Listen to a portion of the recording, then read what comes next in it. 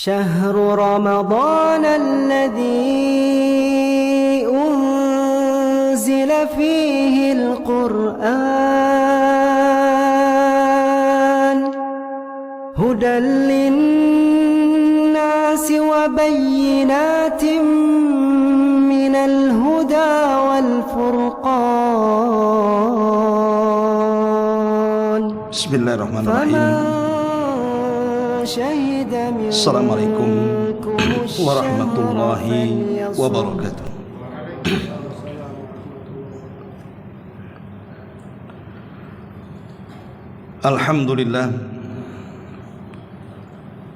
Alhamdulillahilladzi bi ni'matihi tatimmus shalihat. Asyhadu an la ilaha illallah wahdahu rabbi la syarika lah. Wa asyhadu anna Muhammadan abduhu wa rasuluhu alladzi la nabiyya ba'dah. Faqala Allahu azza wa jalla ya ayyuhalladzina amanu taqullaha haqqa tuqatih wa la tamutunna illa wa antum muslimun amma ba'du. Hadirin dan hadirat yang dimuliakan Allah Subhanahu wa taala. Alhamdulillah di malam ini kembali kita bisa bermajlis ilmu di Masjid Muhajirin. Salawat dan juga salam tetap kita hadiahkan kepada Rasul kita Nabi besar Muhammad sallallahu alaihi wa ala alihi wasallam. Pembahasan di malam hari ini masih seputar Ramadan. Dan pada minggu yang lalu kita sudah jelaskan beberapa anugerah-anugerah yang Allah Azza wa Jal anugerahkan kepada kita di bulan Ramadan. Sedikit mengingatkan apa yang sudah kita pahami tentang kemuliaan di bulan Ramadan, bahwa sebagian para ulama mengatakan Ramadan dimuliakan dibandingkan bulan-bulan yang lain itu karena 5 perkara. Pertama, bau mulut orang yang berpuasa itu lebih harum di sisi Allah Subhanahu wa taala dibandingkan harumnya minyak kasturi. Karena Rasul yang mengatakan luhufu fammi shaim atyab min rihil misk, bau mulut orang yang berpuasa itu lebih harum dibandingkan minyak kasturi. Yang kedua, para malaikat akan mengampuni dosa-dosa orang yang berpuasa sampai dia berbuka. Karena Nabi yang mengatakan man shama ramadhanan imanan wa ihtisaban ghufira lahu ma taqaddama min dambi. Barang siapa yang berpuasa Ramadan ya kalanya Allah ampuni dosa-dosanya. Jadi sepanjang puasa dari terbit fajar shadiq sampai terbenam matahari, tanpa sadar dosa-dosa kita diampuni dan didoakan para malaikat agar dosa kita diampuni. Yang ketiga, Allah Subhanahu wa taala menghiasi sorga sepanjang Ramadan. Bahkan diletakkannya para penyeru yang menyeru di pintu-pintu sorga, di mana penyeru ini mengatakan ya bagil khairi aqbil wa ya bagis syarri aqsir. Wahai orang-orang yang mencari kebaikan di bulan Ramadan, persilahkan masuk. Wahai orang-orang yang mencari keburukan Ramadan, anyahlah dari sini. Kemudian yang keempat, diborgolnya atau diikatnya syaitan sehingga mereka tidak leluasa untuk menggoda Bani Adam. Berdasarkan hadis Nabi SAW, "Idza ja'akum Ramadan, futihat abwabul jannah wa ghulliqat abwabun niran wa sufidati syayatin."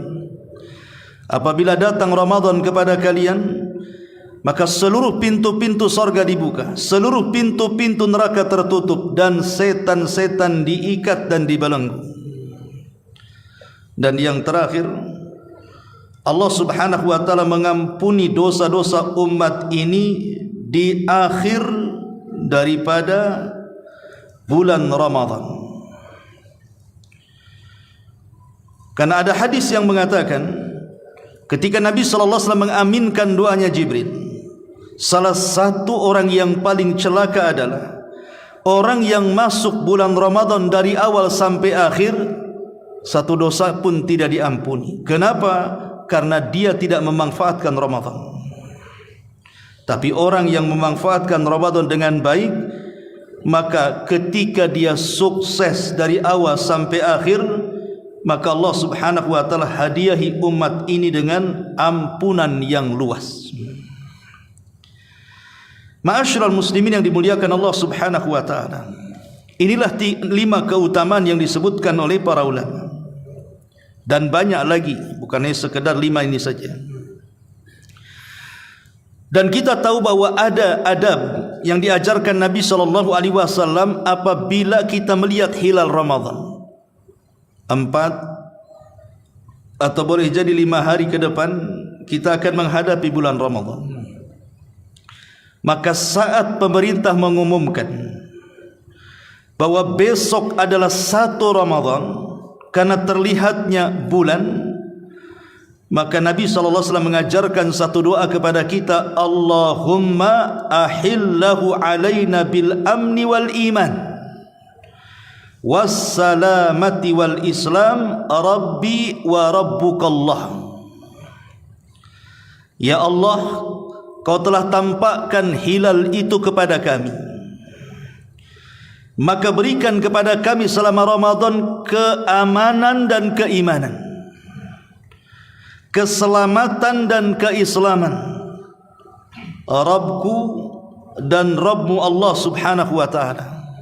Kita meminta 4 perkara. Pertama, berikan keamanan selama Ramadan, supaya dengan aman ini kita bisa beribadah. Berapa banyak negeri-negeri konflik untuk ibadah susah. Lihat Palestina, beribadah mereka susah sekali. Mau masuk ke masjid dibom masjidnya, mau jalan ke pasar ditembak snipernya. Susah mereka itu mau ibadah kepada Allah Azza wa Jalla. Maka minta keamanan. Yang kedua, minta keimanan, karena yang menggerakkan ibadah badan kita dari kepala sampai kaki itu dorongan iman. Tanpa ada dorongan iman, malas kita di bulan Ramadan. Yang ketiga, wassalamati, keselamatan. Jangan sampai ditimpa sakit badan kita, jangan sampai ditimpa persoalan urusan hidup kita sehingga kita akhirnya tidak konsentrasi dalam ibadah. Minta keselamatan dan juga keislaman, istiqomah di dalam menjalankan syariat-syariat Islam di bulan Ramadan. Inilah permintaan kita kepada Allah di permulaan Ramadan, karena 4 perkara ini yang menyukseskan kita memakmurkan Ramadan. Ma'asyiral muslimin wal muslimat rahimakumullah. Hasan al-Basri, seorang alim min ulama'i tabi'in, satu hari dia lewat di sebuah kaum yang mereka sedang tertawa. Kemudian dia mengatakan, innallaha jalla wa ala ja'ala syahra Ramadan midmaran li khalqihi. Kata Hasan al-Basri kepada orang-orang yang tertawa saat Ramadan, dia mengatakan, wahai orang-orang yang tertawa, sesungguhnya Allah telah menjadikan Ramadan ini gelanggang olahraga. di mana orang-orang itu yatasabaquna fil khair, berlomba-lomba untuk mengejar kebaikan. Kenapa kalian tertawa? Ini Ramadan, tempat berlomba-lomba mengejar kebaikan.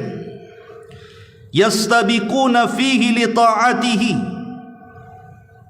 fasabaqa qaumun fafazu wa takhallafa qaumun fakhabu, fal ajabu kullal ajabi lidh-dhahikil la'ibi fil yaumil ladzi faza fihi sabiqun wa khaba fihi mubtilun.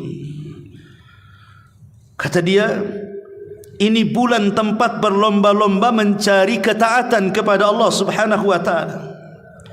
Maka ada kaum yang mereka berlomba-lomba di dalam sirkuit ibadah, kemudian mereka berhasil. Tetapi ada juga yang kemudian mereka berleha-leha, maka mereka pun binasa di bulan Ramadan. Maka sungguh heran di atas keheranan, kok masih ada yang tertawa main-main di hari ketika manusia berlomba-lomba untuk mengejar kemenangan. Begitulah nasihat Hasan Al-Basri kepada kita semuanya, bahwa Ramadan ini adalah sirkuit supaya kita ini bisa memenangkan perlombaan, dan sampai finish kita sudah berhasil dengan keberhasilan yang gemilang. Ma'asyiral muslimin yang dimuliakan Allah Subhanahu wa ta'ala. Makanya Ibnu Umar bin Khattab radhiyallahu an, apabila datang bulan Ramadan, beliau mentarhib, mengucapkan selamat kepada bulan Ramadan dan mengatakan marhaba bimadharina minadz-dzunub, selamat datang bulan yang akan menggugurkan dosa-dosa kami, kata Umar. Jadi Umar begitu senang dengan kedatangan Ramadan. Selamat datang wahai Ramadan, dengan kedatanganmu dosa-dosa kami akan tergugurkan. Begitulah para salafun saleh berfikir tentang kedatangan Ramadan. Mereka sangat bahagia luar biasa, sampai-sampai Ahnaf ibn Qais rahimahullahu ta'ala, usia dia sudah tua, sudah renta, secara fisik mungkin sudah tidak kuat lagi lah dia berjalan apalagi puasa, tapi dia memaksakan puasa. Kemudian dikatakan kepada Ahnaf ibn Qais, innaka syaikhun kabir wa inna siyama yud'ifuka ya syekh. Wahai syekh, engkau ini orang tua yang sudah renta, puasa itu bisa melemahkan engkau, engkau punya rukhsah untuk tidak puasa. Faqala, maka dia mengatakan, inni u'idduhu lis-safarin tawilin was-sabru ala ta'atillahi ahwan minas sabri ala adhabi. Apa kata Ahnaf ibn Qais? Bukan begitu wahai fulan, kenapa aku terus berpuasa walaupun usiaku sudah tua renta? Karena puasaku untuk kujadikan persiapan dalam rangka perjalanan yang jauh. Dan sabar di atas ketaatan itu lebih ringan bagiku dibandingkan sabar di atas azab Allah Subhanahu wa ta'ala. Begitu mereka. Makanya kenapa kalau seandainya orang-orang yang hanya fokus beribadah di bulan Ramadan sampai luar Ramadan kemudian melemah lagi, ulama mengatakan bi'sal kaum la ya'rifuna lillahi haqqa illa fi Ramadan, seburuk-buruk kaum yang hanya mengenal Tuhannya di bulan Ramadan, tetapi kalau sudah keluar Ramadan balik lagi tidak kenal siapa Tuhannya. Ma'asyiral muslimin wal muslimat rahimani wa rahimakumullah. Ramadan ini mengumpulkan rukun-rukun Islam kepada kita. Seluruh rukun Islam itu ada di bulan Ramadan. Kita bisa memperbanyak syahadat, kita bisa memperbanyak salat, kita bisa memperbanyak puasa karena Ramadan adalah bulan puasa, termasuk juga kita bisa mengeluarkan zakat. Macam mana dengan haji? Bukankah haji itu tidak dilakukan di bulan Ramadan, hanya dilakukan di bulan Dzulhijjah tanggal 8 sampai 13? Maka kita katakan bahwa ada hadis yang mengatakan al-umratu fi Ramadan ta'dilu hajjata ma'i. Umrah di bulan Ramadan sebanding dengan haji bersamaku, kata Nabi. Artinya walaupun secara fisik kita tidak bisa haji, tetapi secara pahala kita bisa mendapatkan pahala haji, bahkan haji bersama Nabi lagi ketika kita mampu umrah.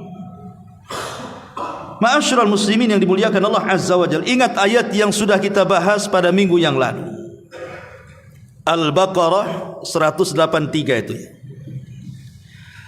Allah Subhanahu wa taala mengatakan, ya ayyuhalladzina amanu kutiba alaikumusiyam kama kutiba alal ladzina min qablikum la'allakum tattaqun.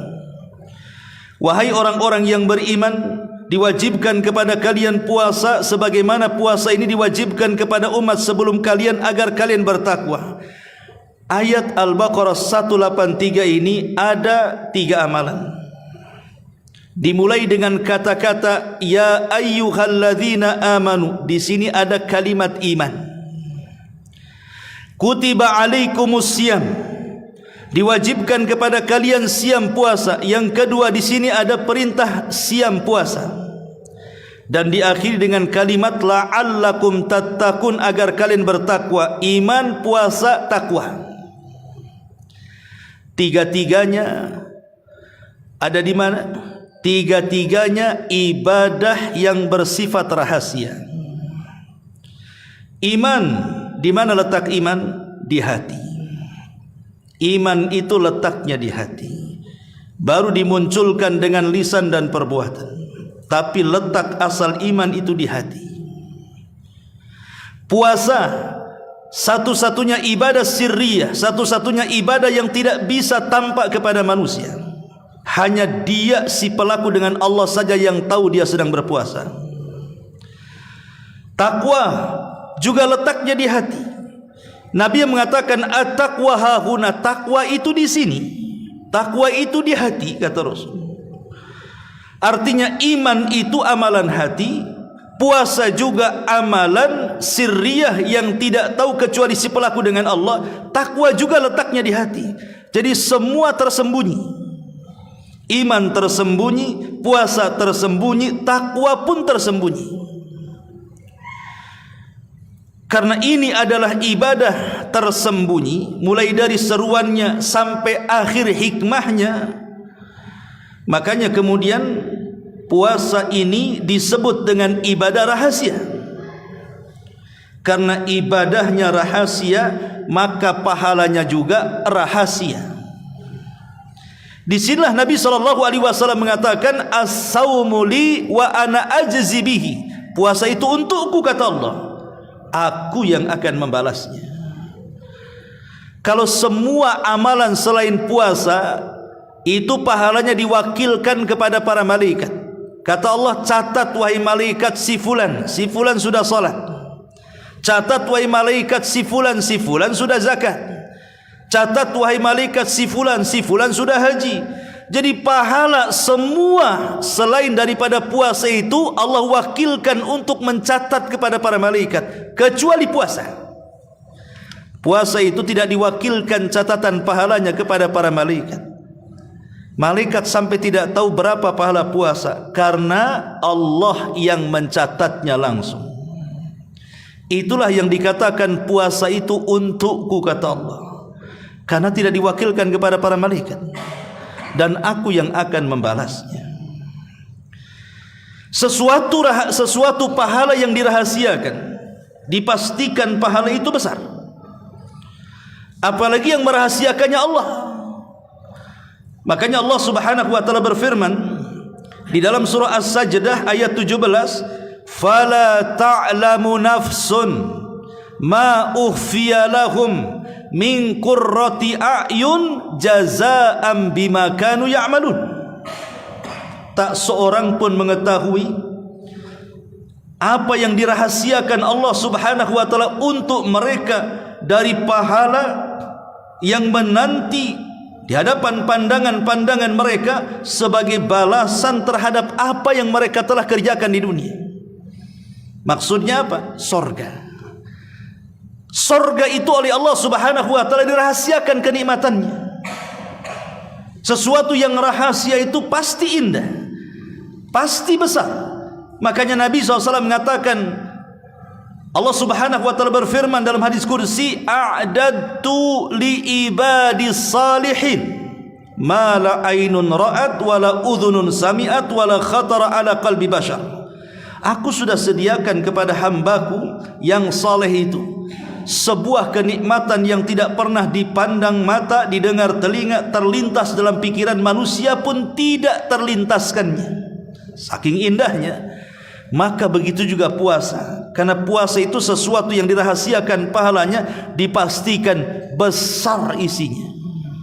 Apalagi sudah saya jelaskan minggu yang lalu, satu-satunya ibadah yang tidak akan dirampas pahalanya oleh siapapun kecuali puasa.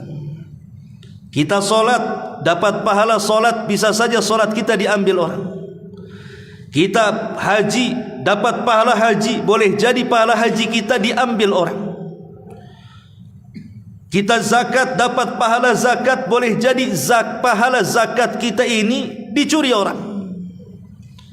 Tapi siapa yang bisa mencuri pahala puasa? Tidak ada, karena pahala ini dipegang oleh Allah Subhanahu wa taala. Jadi di padang mahsyar nanti, di sebuah tempat namanya Qantarah, ketika ada orang-orang yang pernah dizalimi oleh kita di dunia, entah jiwanya kita cabut, entah badannya kita sakiti, entah kehormatannya kita gibahi, dan begitu seterusnya, kita rampas haknya. Mereka akan menuntut pada hari kiamat itu. Mana pahala salatmu? Kamu sudah menyakiti aku. Mana pahala hajimu? Kamu sudah membunuh aku. Mana pahala zakatmu? Kamu sudah menghina diriku. Mana pahala birrul walidainmu? Kamu sudah mengambil hakku, dan begitu seterusnya. Akhirnya dia kasihlah tuh pahala-pahala itu. Tapi ketika mereka meminta pahala puasa, Allah tidak kasih. Mana pahala puasamu? Kata Allah, tidak bisa. Puasa untukku, puasa milikku. Dia tidak bisa dibagikan. Makanya sering saya katakan, amalan yang paling banyak memasukkan orang ke surga itu puasa, karena pahalanya tidak bisa diambil orang.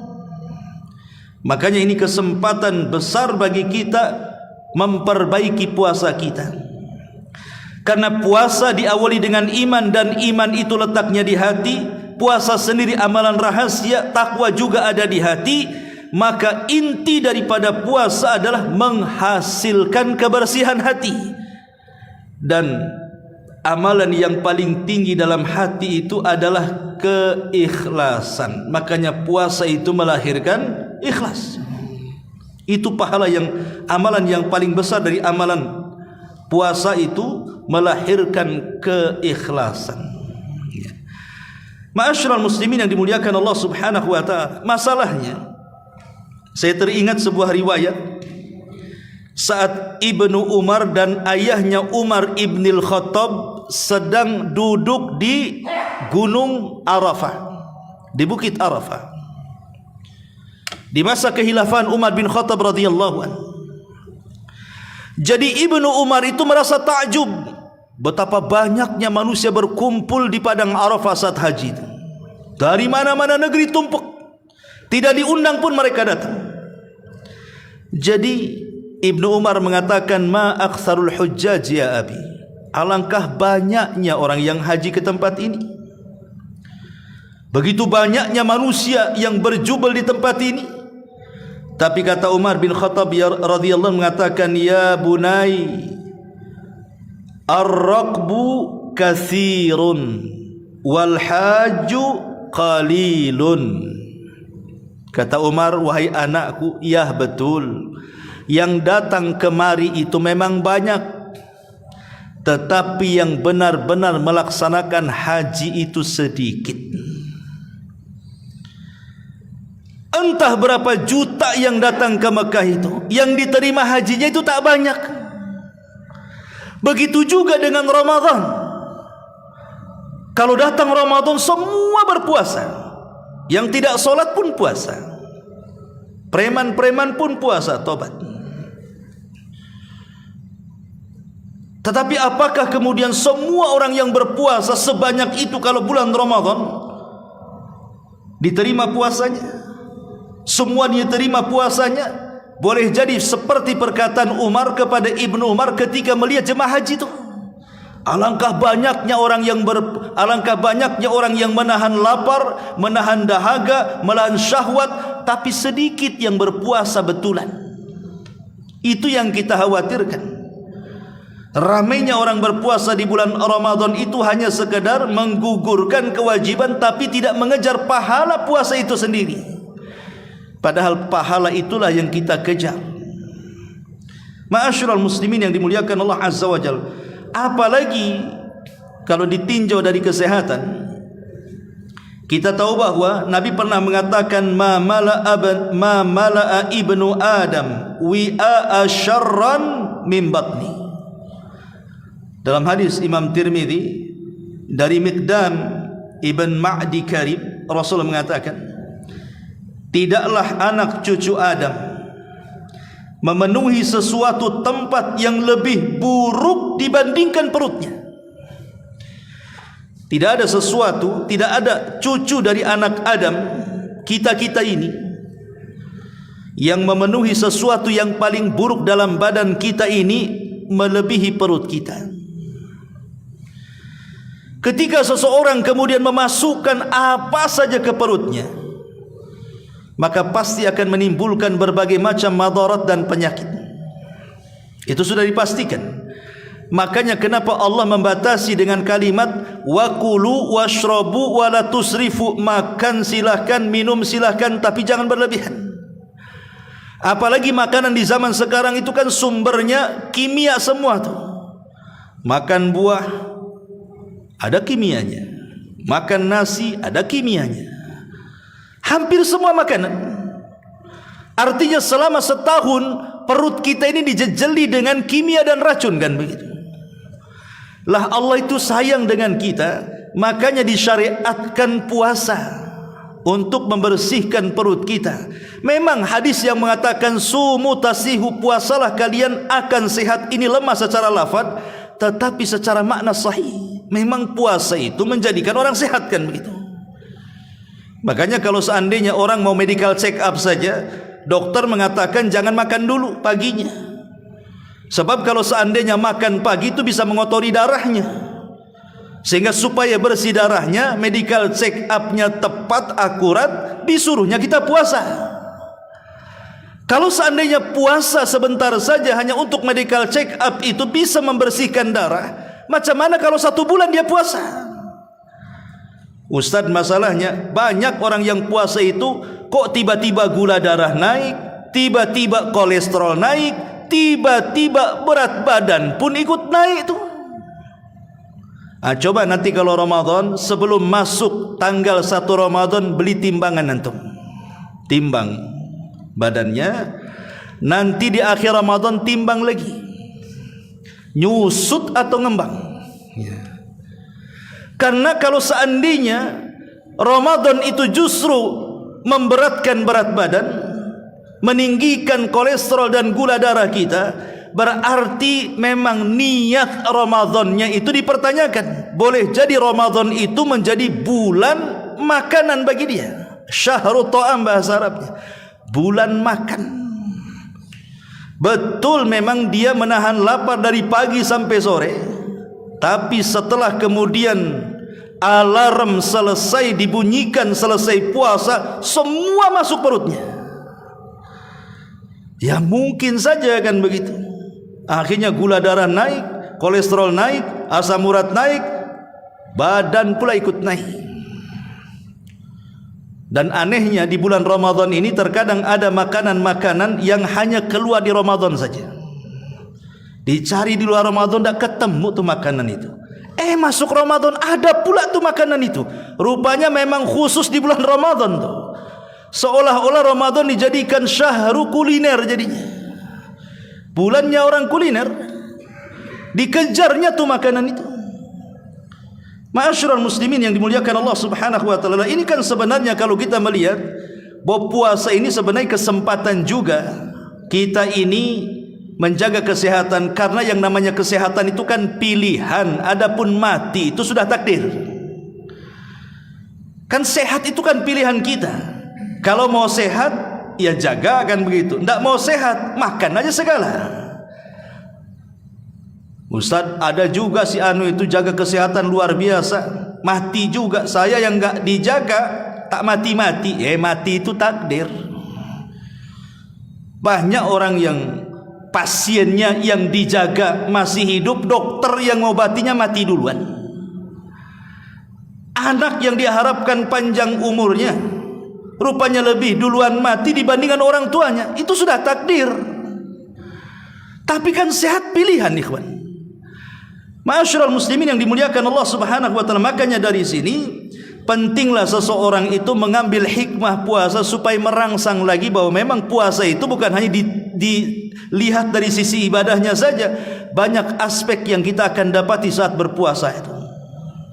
Intinya bahwa bulan Ramadan adalah syahru asyam, bulannya orang puasa, dan saya sudah jelaskan tentang hikmah dan manfaatnya pada minggu yang lalu, betapa indahnya puasa itu dengan berbagai macam manfaatnya. Ma'asyiral muslimin rahimakumullah. Tentu di antara adab-adab puasa itu kan ada dua. Ada yang bersifat wajib. Wajib bagi orang yang berpuasa mengerjakannya. Ada yang bersifat sunnah. Jadi kalau puasa kita ingin berkualitas, perhatikan etika dan adabnya. Adapun adab-adab yang wajib bagi orang yang berpuasa,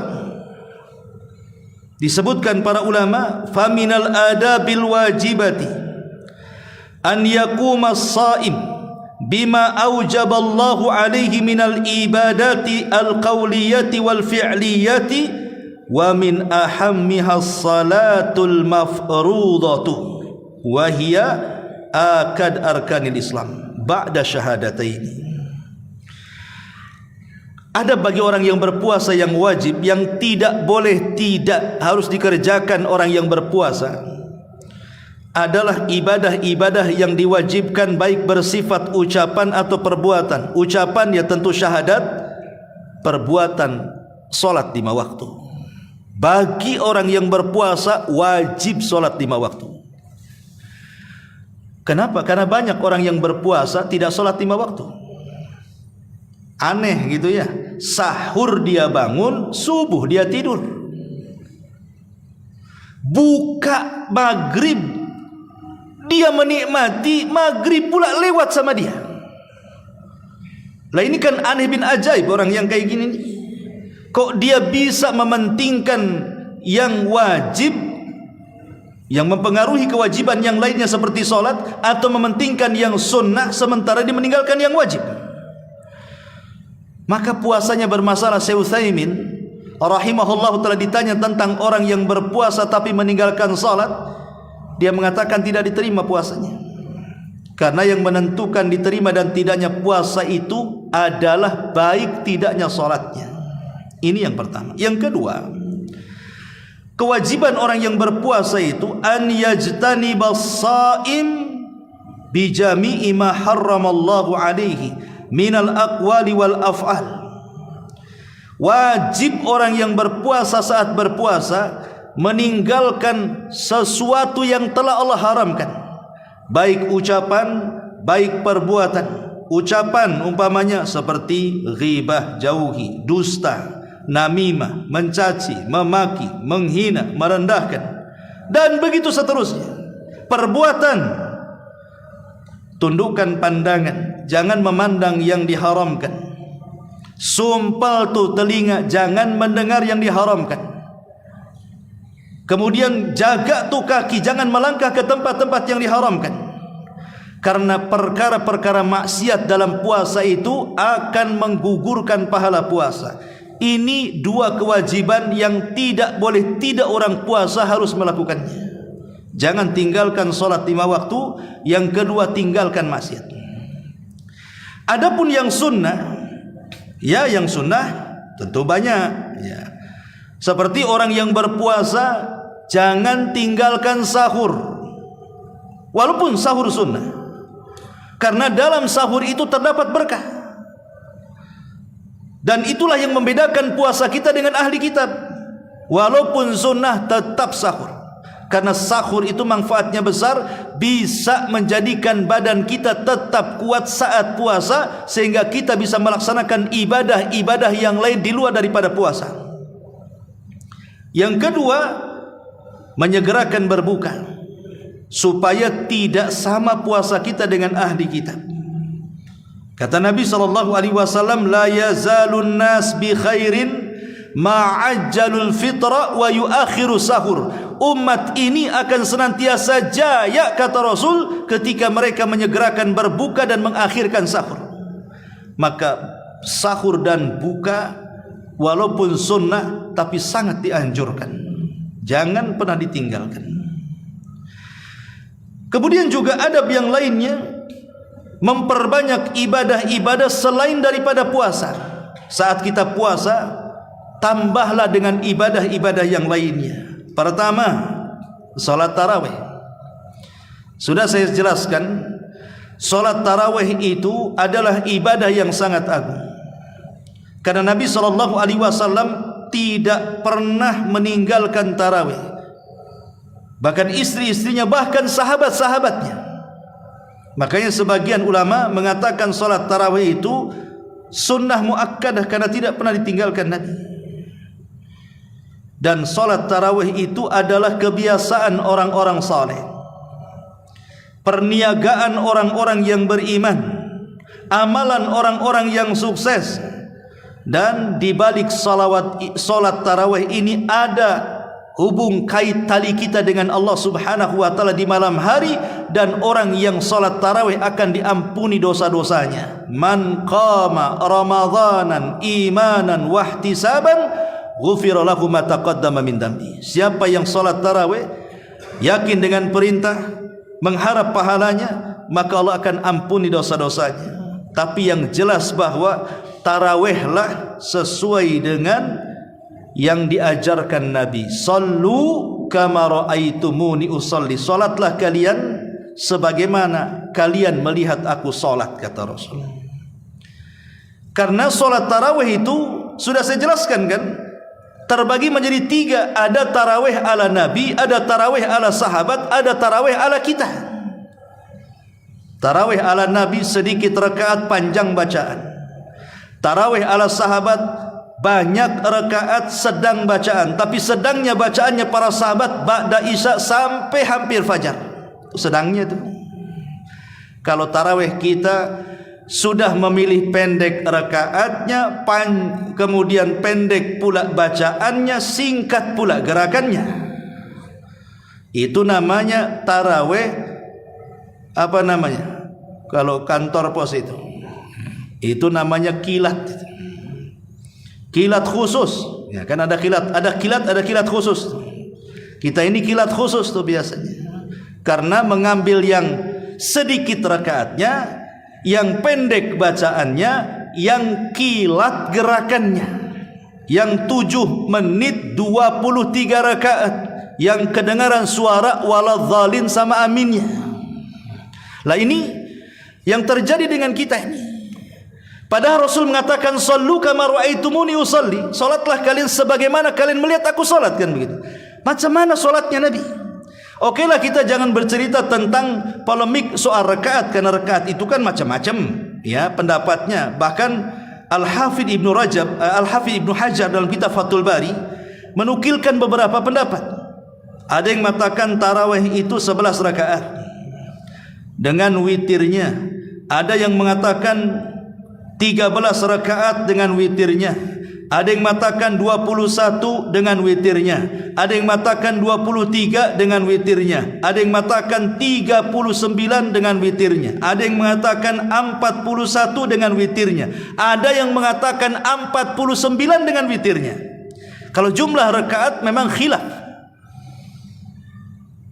Tapi di masyarakat kadang-kadang gara-gara yang 23 dengan yang 11 itu tak mau sapa-sapaan tuh kadang-kadang. Saling salah-salahkan. Bahkan waktu kemarin saya daurah di Tanjung Uban, habis ngisi kajian waktu subuh, datang orang tua tanya sama saya, Ustaz, saya sah nggak sholatnya katanya. Apa saya ulang lagi sholatnya? Kenapa Pak?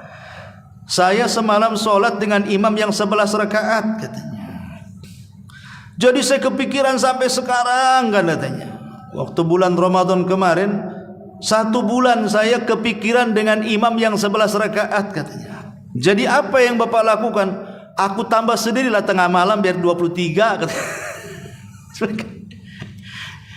Takut gak sah katanya. Ini kan sibuk saja masalah khilafiyah soal rakaat kan begitu. Kenapa disibukkan soal jumlah rakaat? Tidak dipertanyakan soal cepatnya, tidak dipertanyakan soal tidak tumakninahnya, tidak diperbincangkan soal amburadul bacaannya. Kan harusnya itu yang diperhatikan itu. Buat apa banyak rakaat kalau amburadul solatnya? Atau yang sedikit rakaat makin kilat pula solatnya. Kalau tidak dapat khusyuk dan tumakninah kan percuma saja kita solat tarawih itu. Apalagi yang di YouTube 7 menit 23 rakaat, apa enggak sakit pinggang tuh habis sholat tuh.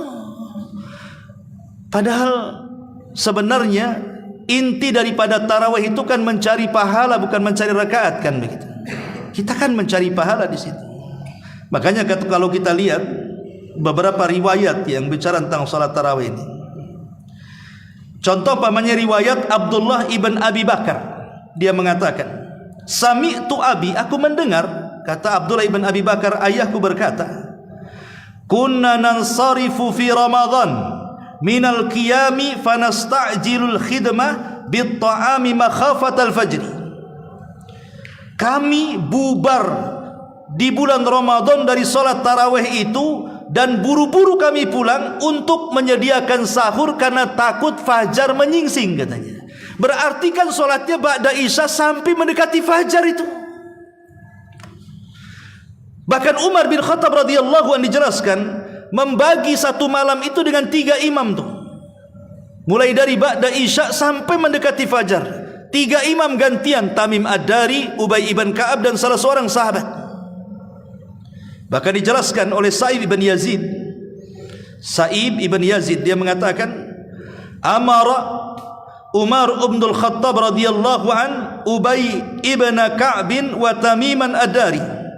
Kata Sa'ib ibn Yazid, Umar memerintahkan Ubay ibn Ka'ab dan Tamim Ad-Dari radhiyallahu anhuma an yaquma lin-nasi bi 11 rak'atan fi Ramadan, agar keduanya mengimami manusia dengan 11 rakaat di bulan Ramadan. Fakanal qari yaqra'u bil mi'in, maka setiap imam membaca ayat di atas 100 ayat. Hatta kunna na'tamidu 'alal 'asi, sampai lamanya salat kami sampai berpegangan dengan tongkat. Min tulil qiyam, karena panjangnya berdiri. Wa ma kunna nansarifu illa fi furu'il fajri, dan kami tidak berpaling kecuali sudah hampir mendekati waktu fajar. Itu sahabat. Ya. Saya kira kalau kita hidup di zaman sahabat, risen tuh salat tarawih kita. Lama kali. Di zaman sekarang gara-gara imam membaca Al-Baqarah saja dibuat 11 rakaat, itu sudah komplain makmum tuh. Boleh jadi dipecat besoknya sama pengurus masjidnya tuh. Karena menjadikan buyar jamaah. Betul kata Ibnu Taimiyah, walaupun memang disunnahkan panjang, tetapi harus lihat-lihat makmum juga di belakang. Tetapi walaupun demikian, inilah sebenarnya kesempatan kita untuk lebih berlama-lama berkhalwat dengan Allah, berjumpa dengan Allah saat solat. Makanya ada orang yang merindukan ketika solat itu, pengen solat di Masjidil Haram katanya. Imamnya enak, panjang, gak terasa.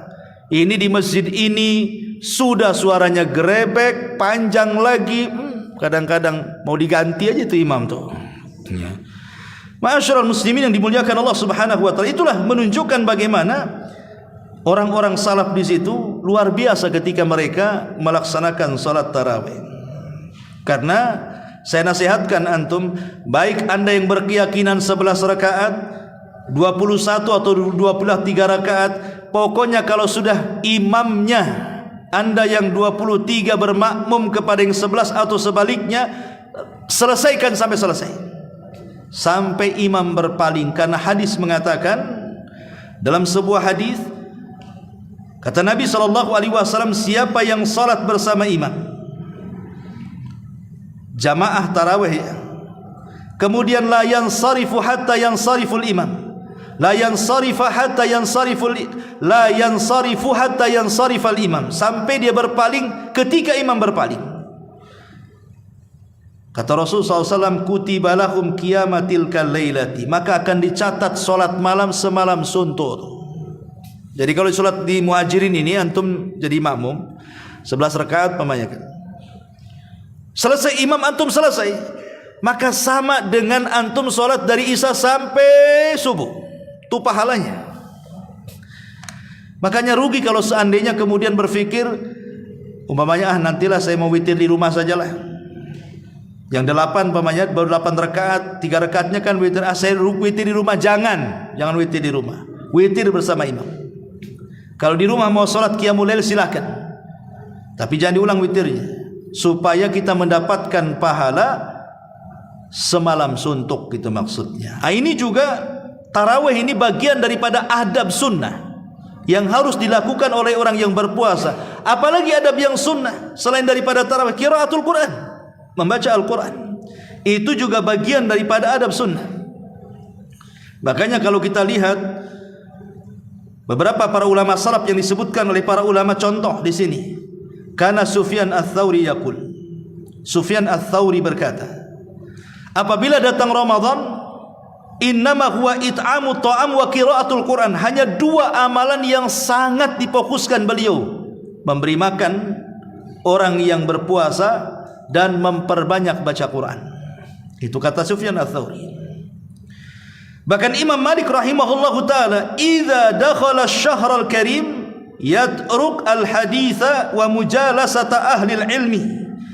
Imam Malik kalau datang bulan Ramadan tinggalkan hadis, dia tinggalkan bermajlis bersama orang-orang saleh, kemudian dia pun fokus membaca Quran dengan mushafnya. Padahal dia hafal Quran, tapi dia tetap memegang mushaf. Kenapa? Supaya fokus baca Qurannya. Sebab kalau tanpa mushaf takutnya melamun kemana-mana ya. Kemudian juga Muhammad ibn Ismail al-Bukhari, yakhtimu fi Ramadan fi nahari kulla yaumin khatmah wa yaqumu ba'da tarawih kulla 3 layalin bi khatmah. Imam Bukhari itu kalau bulan Ramadan siangnya dia hatamkan 1 kali, malamnya setelah tarawih 3 malam 1 kali. Bahkan dijelaskan oleh muridnya Imam Syafi'i, Rabi' ibn Sulaiman, kana Syafi'i yakhtimul Qur'ana fi syahri Ramadan 60 khatmah. Imam Syafi'i kalau datang bulan Ramadan dia hatamkan 60 kali selama sebulan. Artinya siang 1 kali, malam 1 kali. Kemudian juga Al-Walid ibn Abdul Malik, yakhtimu fi kulli 3. Dia menghatamkan Al-Quran setiap 3 hari sekali. Kemudian Abu Awana rahimahullah ta'ala mengatakan, syahidtu Qatadah yudarrisul Quran fi Ramadan. Aku menyaksikan Qatadah dia fokus hanya mengajar Quran saja. Bahkan Sa'id ibn Zubair yakhtimul Quran fi kulli lailataini. Sa'id ibn Zubair menghatamkan Quran di bulan Ramadan setiap 2 malam sekali. Lihat bagaimana para ulama salaf, ada yang 1 malam sekali siang sekali, ada yang 1 malam dan siang sekali, ada yang 2 malam 3 malam sekali, dan begitu seterusnya.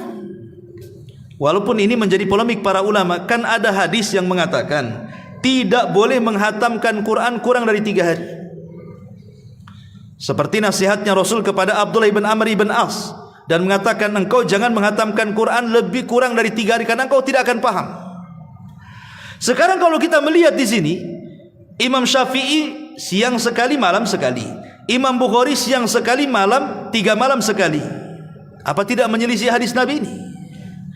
Al-Hafidh Ibn Rajab Al-Hambali boleh menjawab bahwa boleh seseorang itu menghatamkan sehari sekali atau sehari 2 kali di bulan Ramadan karena Ramadan adalah syarafu az-zaman, memiliki kemuliaan waktu. Adapun di luar Ramadan kalau bisa jangan. Tapi di bulan Ramadan karena ada kemuliaan waktu, maka dibolehkan, kata beliau, bahkan disunahkan. Jadi mumpung bulan Ramadan, selain daripada puasa, perbanyak baca Quran, gitu maksudnya. Dan sering saya bagi-bagi, orang terhadap Quran itu kan ada tiga. Ada yang mampu membaca lancar, ada yang tidak mampu membaca lancar, ada yang sama sekali tak bisa baca. Yang Allah anugerahkan bisa lancar, kejar hataman. Yang penting kuantitas, jangan pikir kualitas. Enggak perlu kita baca tafsir, tadabbur Quran, nanti itu di luar Ramadan. Di dalam Ramadan, orang yang lancar baca Quran targetnya hatam dengan tartil. Yang kedua, orang yang tidak bisa lancar bacaannya, baca saja. Jangan mikir hatam, baca saja. Karena walaupun dia tidak lancar baca Quran, tetap dapat 2 pahala. Walladzi yatata'u fihi lahu ajran. Siapa yang tertatih-tatih bacaan Qur'annya, tetap dia paksa baca Quran, bagi dia 2 pahala. Pahala membaca Quran dan pahala kesungguhan dia membaca Quran. Bagi yang tidak bisa membaca, dengarkan. Dengarkan orang yang membaca Quran. Setel kaset dari awal Al-Baqarah sampai akhir daripada surah An-Nas, supaya dia juga mendengarkan sampai hatam juga Quran itu. Dan Rasul sallallahu alaihi wasallam pernah mengatakan kepada Ibnu Mas'ud, tolong bacakan kepadaku Quran, katanya. Kata Abdullah Ibnu Mas'ud, bagaimana aku akan baca Quran? Quran kan turun kepadamu, wahai Rasul. Kata Rasul, baca saja. Akhirnya dia pun baca, Rasul mendengarkannya. Dan bahkan Jibril turun setiap Ramadan di malam hari kepada Rasul, murojaah. Kadang Jibril baca, Rasul yang mendengar. Kadang Rasul yang baca, Jibril yang mendengar. Bagi yang tidak bisa membaca Quran, yang penting dengarkan. Karena ini bulan Quran, jangan sampai kemudian lemah membaca Quran. Kalau di bulan Quran kita lemah membaca Quran, di luar bulan Quran pasti malas baca Quran. Karena rangsangan baca Quran di bulan Ramadan itu luar biasa sebenarnya. Maka kejar hataman. Itu yang diwasiatkan para ulama, kejar hataman. Kalau bisa, ya sebulan 2 kali lah kita mampu. Kalau bisa. Kalau tidak bisa, ya sudahlah, ambillah sekali. Kalau tidak bisa juga umpamanya kan, masa separuh Quran tidak bisa. Kalau tidak bisa, memang dia malas itu. Bukan tak mau menghatamkan Quran, malas dia. Intinya malas. Ya. Ma'asyiral muslimin yang dimuliakan Allah subhanahu wa ta'ala. Apalagi adab-adab sunnah orang yang berpuasa, bersedekah. Bersedekah, perbanyak sedekah. Abdullah ibn Umar radhiyallahu anhu dikisahkan. Wa kana ibnu Umar radhiyallahu anhu yasumu wa la yuftir illa ma'al masakin. Yasum wa la yuftiru illa ma'al masakin. Ibnu Umar itu puasa dan tidak mau buka kecuali ada orang miskin di sampingnya. Ibnu Umar, dia tidak mau berbuka puasa sendirian. Dia akan cari orang-orang fakir, kemudian diajak ke rumahnya, buka sama-sama. Karena Allah berikan rizki, lapangan rizki yang luas Ibnu Umar itu. Makanya sebelum waktu berbuka, dia keliling-keliling cari orang-orang miskin, dibawa ke rumahnya, makan, diajak berbuka. Itu pekerjaan Ibnu Umar radhiyallahu anhu. Kemudian Hammad ibn Abi Sulaiman, Imam Hammad ma'ruf ulama salaf, ulama dunia. Yuftiru fi syahri Ramadan 50 rajulan kulla lailatin. Setiap bulan Ramadan dia undang 50 orang untuk makan iftar di rumah dia rame-rame. Begitu lama salaf tuh. Ya. Diajaknya orang, ayo makan-makan. Ya. Ma'asyiral muslimin yang dimuliakan Allah Azza wa Jalla. Bahkan Imam Syafi'i rahimahullahu taala, yaqul, dia mengatakan, sesungguhnya aku di bulan Ramadan ingin seperti Nabi. Apa yang dimaksud Imam Syafi'i ingin seperti Nabi? Iqtidaan bin Nabi, ingin mencontoh Nabi. Filju, dalam kedermawanan. Di mana Nabi SAW kalau di bulan Ramadan itu bertambah-tambah dermawannya. Apalagi ketika berjumpa dengan Jibril, maka dia akan lebih lagi dermawannya, lebih daripada angin yang menghembus. Kata Imam Syafi'i, aku ingin seperti Nabi. Makanya Imam Syafi'i di biografinya kalau datang bulan Ramadan adalah imam yang paling dermawan di zamannya, karena iktidaan ingin mencontoh Nabi SAW. Bahkan Abu Aswar Al-Adawi beliau mengatakan, kana rijalun min Bani Adi yusalluna fi hadzal masjid ma aftara ahadun minhum ala ta'amin qad wahya. Dia mengatakan, dahulu ada kabilah dari Bani Adi, mereka sholat di masjid ini. Tidak ada satupun di antara mereka yang memakan makanan sedikit pun karena ketiadaan atau karena kefakiran mereka. Maka dia mengatakan, dia pun berusaha untuk membawa makanan ke masjid itu, kemudian membagi-bagi makanan saat mereka iftar. Dari sini ikhwatu fiddin muliakan Allah Azza wa Jal, sedekah di bulan Ramadan itu menjadi 3 tingkatan. Tingkatan yang pertama yang paling afdol adalah memberi makan orang yang berpuasa. Ini tingkatan yang paling afdol. Kalau anda punya rezeki di bulan Ramadan ingin sedekah, sedekahkan untuk memberi makan orang yang puasa. Karena Rasul yang mengatakan, man fattara saim kana lahu ajru saim. Siapa yang memberi makan orang yang berpuasa, dia dapat pahala orang yang berpuasa. Tingkatan yang kedua, memberi makan orang sahur. Pamannya di Masjid Muhajirin ada orang i'tikaf, datang ke pengurusnya, kasih duit, di masjid ini sahurnya aku tanggung, kasih makan orang sahur. Baru yang ketiga ya sedekah ke fakir miskin, ke anak-anak yatim, memberi pakaian bagus untuk lebaran biar mereka senang, dan begitu seterusnya. Ini bagian daripada sunnah bagi orang yang berpuasa adalah sedekah. Kemudian juga di antara sunnah orang yang berpuasa adalah itikaf. Dan kebiasaan itikaf Rasul itu kan di 10 akhir Ramadan. Sesuatu yang akhir itu sifatnya itu menentukan, ikhwan. Makanya ada istilah su'ul khotimah, ada istilah husnul khotimah. Ada yang baik akhirnya, ada yang buruk akhirnya. Lah i'tikaf ini bagian yang menentukan, karena biasanya 10 akhir Ramadan itu sudah masuk kepada babak final. Karena sudah lewat penyisihan, sudah lewat semifinal, ini sudah finalnya masuk nih. Disinilah manusia-manusia akan terpilih siapa yang mendapatkan Lailatul Qadar dan siapa yang rugi tidak mendapatkannya. Sehingga Rasul mengatakan, faman hurima khairaha faqad hurim. Siapapun yang diharamkan mendapatkan Lailatul Qadar, selamanya diharamkan kebaikan bagi dia. Maka hanya dengan i'tikaf biasanya orang mendapatkan Lailatul Qadar itu.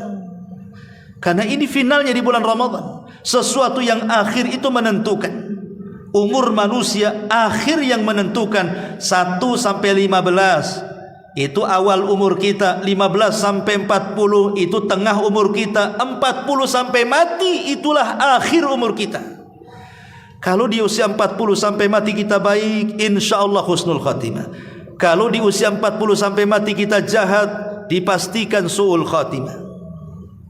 Begitu juga bulan. Bulan ini kan terbagi menjadi 12 bulan.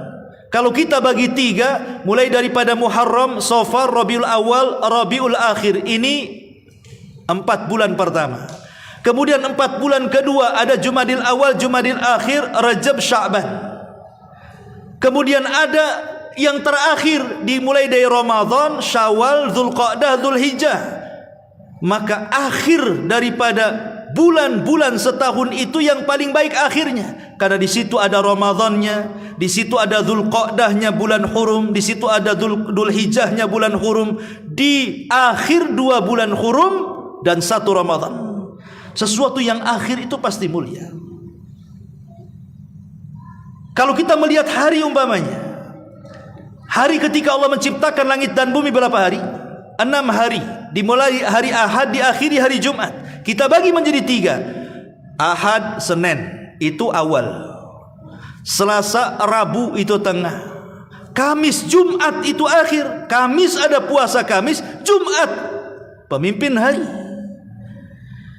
Oke, kita buat waktu malam, ada awal malam, ada pertengahan malam, ada akhir malam. Maghrib sampai jam 10 awal malam, jam 10 sampai jam 2 tengah malam, jam 2 sampai subuh itu akhir malam. Yang paling mulia itu pasti akhirnya. Karena Rasul yang mengatakan yanzilu rabbuna ila sama'i dunya fi kulli thuluthil lailil akhir wa dzalika kulla lailatin. Faqala Allah azza wa jalla man yad'uni fa astajiba lah wa man yas'aluni fa utiyah wa man yastaghfiruni fa aghfir lah. Allah itu di sepertiga malam akhir turun ke langit dunia, kemudian memandang hamba-hambanya. Kemudian dia mengatakan, siapa yang berdoa ku kabulkan, siapa yang minta ku kasih, siapa yang minta ampun ku ampuni dia.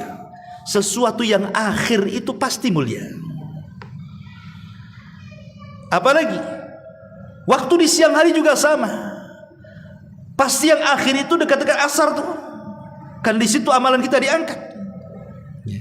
Ma'asyiral muslimin yang dimuliakan Allah Subhanahu wa taala, maka karena i'tikaf itu posisinya di 10 akhir Ramadan dan itu yang menentukan bulan Ramadan, maka harusnya semangat ibadah di bulan Ramadan itu harus lebih ditingkatkan. Karena umumnya di masyarakat yang sangat ajaib itu adalah awal semangat, tengah kendor, akhir sakit. Nah itulah, itu umumnya kan. Kalau awal semangatnya 45, kalau seandainya ada masjid 5 lantai, 5-5-nya penuh tuh biasanya. Tapi kalau sudah pertengahan Ramadan, tinggal lantainya saja, orangnya nggak ada. Kalau sudah akhir Ramadan, ditinggalkan masjidnya. Lah ini yang terjadi kan begitu. Padahal harusnya orang itu kan mengukur kemampuan. Jangan diporsir di awal, tetap semangat. Tingkatkan di tengah, klimaksnya di akhir Ramadan. Kata Aisyah radhiyallahu anha, kana an-nabiy sallallahu alaihi wasallam idza dakhala al-ashr shadda mi'zarah wa ayqadha ahla. Rasul itu kalau masuk di 10 akhir Ramadan, dia kencangkan sarungnya. Artinya apa? Dia tinggalkan istri-istrinya, dia tidak menggauli istri-istrinya. Dia tidak menggauli istri-istrinya, kemudian apa? Justru membangunkan istrinya ikut juga i'tikaf ibadah. Rasul tidak mau terganggu dengan urusan dunia. Makanya dalam bab puasa, kenapa puasa yang paling afdol itu puasa Nabi Daud? Kenapa? Kan ada puasa Ayyamul Bid, ada puasa Senin Kamis, ada puasa Nabi Daud, kan begitu ya. Maknanya begini, ada yang puasa itu 1 bulan 3 hari saja, itu namanya Ayyamul Bid. Ada puasa itu 1 bulan 8 hari, itu namanya Senin Kamis ya. Ada puasa 1 bulan 15 hari, itu namanya puasa Daud. 1 hari puasa, 1 hari tidak. Kata Nabi SAW, afdalus siyam siyamu Daud. Seafdol-afdolnya puasa itu puasa Nabi Daud. Kenapa? Kenapa Nabi Daud? Kan Nabi Musa juga puasa, Nabi Isa juga puasa, Nabi Ibrahim juga puasa. Kenapa kemudian Nabi Daud? Pertama, karena Daud itu raja dari raja-raja Bani Israel. Bahkan dia pertama yang jadi raja plus jadi nabi. Yang kedua, Nabi Daud itu punya istri 100. Ya zaman itu kan belum dilarang 100 istrinya. Tapi 100 istri bisa dia 1 hari puasa, 1 hari tidak, kan begitu. Kalau antum 1 istri tak mau puasa ya. Itu masalahnya. Nabi Daud itu istrinya banyak tapi bisa menahan syahwatnya. Cuman melayani keluarga 15 hari, 15 harinya fokus dia ibadah kepada Allah Azza wa Jalla. Lah Rasul mencontohkan seperti itu. Ashrul awakhir, 10 akhir Ramadan ini bukan tempat syahwat. Dia tinggalkan istrinya, maksudnya tidak menggaulinya, malah justru diboyong ke masjid i'tikaf kalian. Karena Rasul ingin mengajarkan bahwa itulah final daripada perlombaan kita di bulan Ramadan, 10 akhir Ramadan. Makanya 10 akhir Ramadan inilah yang menentukan berhasil dan tidaknya kita di bulan Ramadan. Dari situlah makanya sebenarnya banyak sih pelajaran yang bisa kita petik selama Ramadan itu. Seperti jadikan Ramadan itu mengingatkan kita kepada hari akhir. Bukankah nanti di padang mahsyar kita tidak akan makan, kita tidak akan minum, kita tidak akan berhubungan, dan matahari didekatkan di atas kepala. maka di bulan Ramadan sama. Kita tidak makan, kita tidak minum, kita tidak berhubungan di siang hari. Ingatkan bahwa siang hari di bulan Ramadan seolah-olah kita berada di padang mahsyar. Ya. Kemudian juga jadikan pelajaran Ramadan bukan hanya sekedar diingatkan dengan padang mahsyar. Ramadan itu kan ajang mencari pahala sebanyak-banyaknya. Namanya mesin produksi tercepat dan terbanyak pahala itu di bulan Ramadan. Karena satu amalan bisa dilipat-lipatkan oleh Allah Azza wa Jalla. Kata Hafidz Ibnu Rajab, ada dua perkara yang bisa dijadikan oleh kita mesin tercepat memproduksi pahala. Pertama sarafuz zaman, yang kedua saraful makan. Pertama kemuliaan tempat. Mekah itu mesin produksi pahala tercepat. 1 kali sholat sama dengan 100.000 kali sholat. Kan cepat tuh dapat pahalanya tuh. Kalau di Muhajirin ya 100.000 baru dapat. Sana 1 sama dengan 100.000 di sini.